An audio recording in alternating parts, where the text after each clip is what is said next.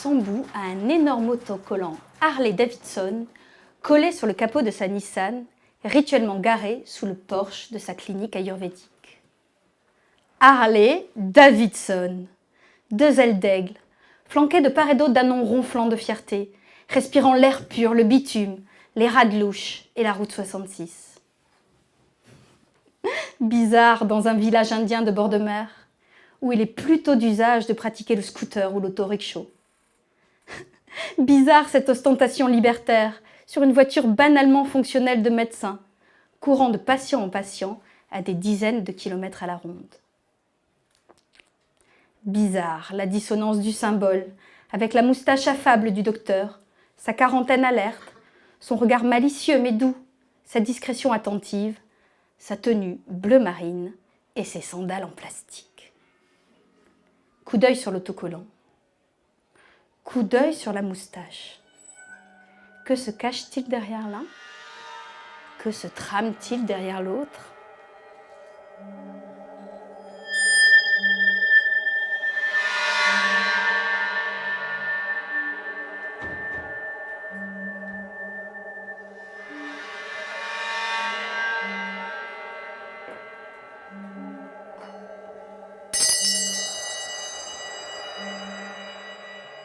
Mercredi 17 mars, le cabinet feutré d'un spécialiste français de la fertilité, installé dans le 16e arrondissement de Paris. Le verdict vient de tomber. Je suis stérile. Inféconde, dit-on plutôt, pour ménager un brin d'espoir. Mais le fil du couperet est tout aussi tranchant. Agrippé à mon fauteuil en cuir, j'oscille entre déception et soulagement. Voilà, c'est officiel, scientifique, méthodique. Les tests ont parlé. Analyse de sang, sérologie, échographie pelvienne, pipi dans le bocal, taux de machin, taux de truc, et même une hystéroscopie qui m'a valu un « Vous avez un magnifique utérus !» de la part du radiologue. Grand fou, va. Mon homme, lui, s'est soumis à l'exercice du spermogramme. Le moment est intimidant. Il faut oser pénétrer l'univers aseptisé du laboratoire d'analyse, expliquer son affaire, s'enfermer dans une cabine, convoquer son imaginaire et faire monter la sauce pour la bonne cause. En soutien, des pin-ups de calendrier se prélassent lascivement sur des camions rutilants, soulignant au passage le pouvoir érotique d'un 33 tonnes. Des vidéos pornographiques sont aussi à disposition, avec option ethnique, partouzarde ou zoophile, se souvient-il. À 42 ans, ces spermatozoïdes se révèlent encore vaillants, davantage même que quelques années auparavant. Mais voilà qui ne change rien à la donne. À 37 ans, moi, je suis en préménopause.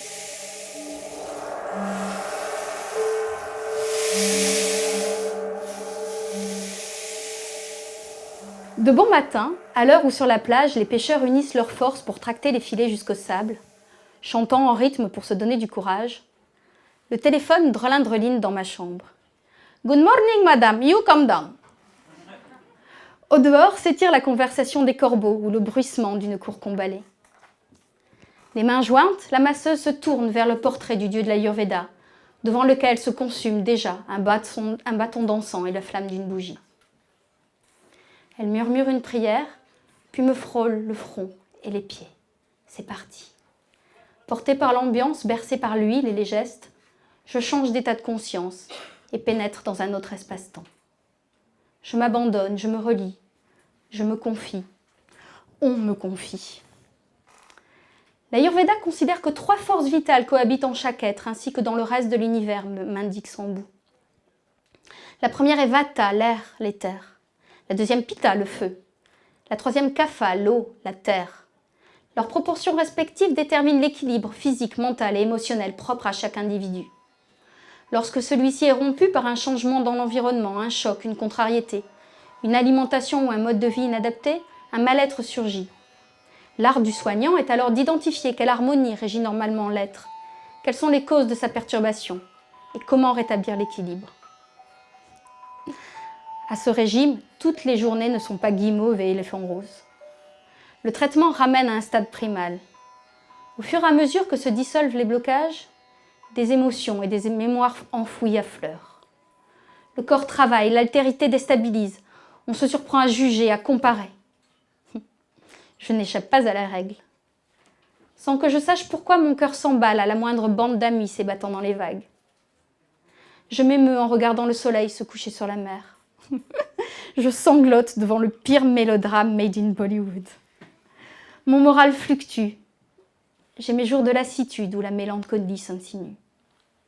Alors je tourne comme un fauve en cage, je patiente, je me mouline, je maugrée, je sens grandir l'envie de monter dans le premier rickshaw et de partir voir du pays. Mais sans bouveille, discrètement habituée à ces débordements. Sambou perçoit, Sambou sait. Ainsi, quelques jours après notre arrivée, alors qu'il ne s'était jusque-là pas avéré très causant, se contentant de débarquer de temps à autre dans la salle de massage pour observer, un tantinet, et me prendre le pouls, il m'avait demandé comment j'allais. Bof, avais-je répondu. En vrac, mal au crâne, la tête comme un ballon dans la gueule d'un Doberman. Et là, sans attendre la suite, il m'avait regardé droit dans les yeux. Il m'avait glissé d'une voix douce. Qu'est-ce qui te rend si triste ?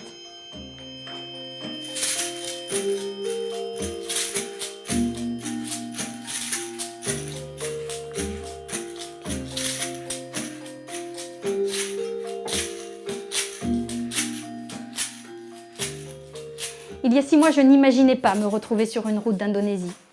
Je n'ai jamais fantasmé sur Bali. Je redoute les hordes touristiques et je n'ai pas lu Mange Priem d'Elizabeth Gilbert.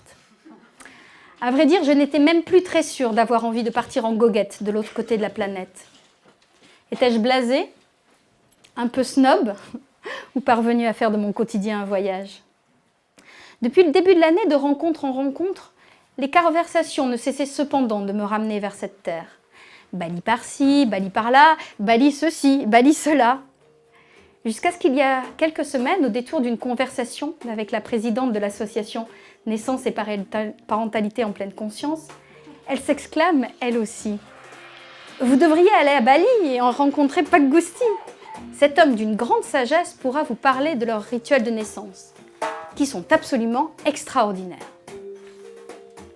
Alors me voilà, flanquée de mon petit garçon, en route vers cet homme dont je ne sais rien. J'avoue, je suis un rien embarrassé. Que vaut ce Pak Gusti ? N'aurais-je pas mieux fait d'emmener mon fils à la pêche au palourd à Binic ?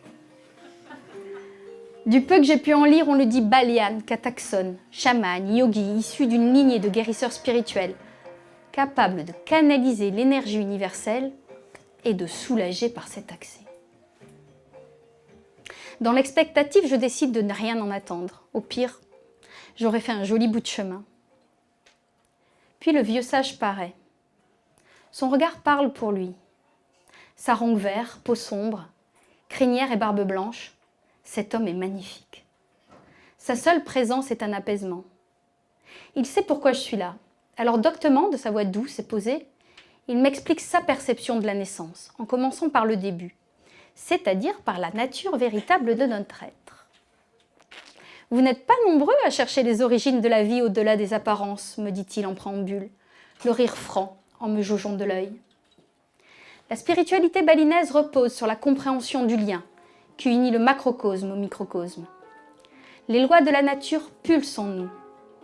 La circulation sanguine, la respiration, le rythme cardiaque sont autant de signes d'un mouvement spontané, d'une intelligence qui échappe à notre contrôle.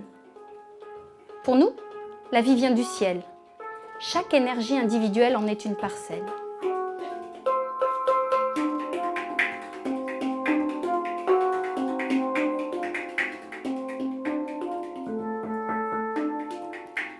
La source de guérison est en chacun de nous.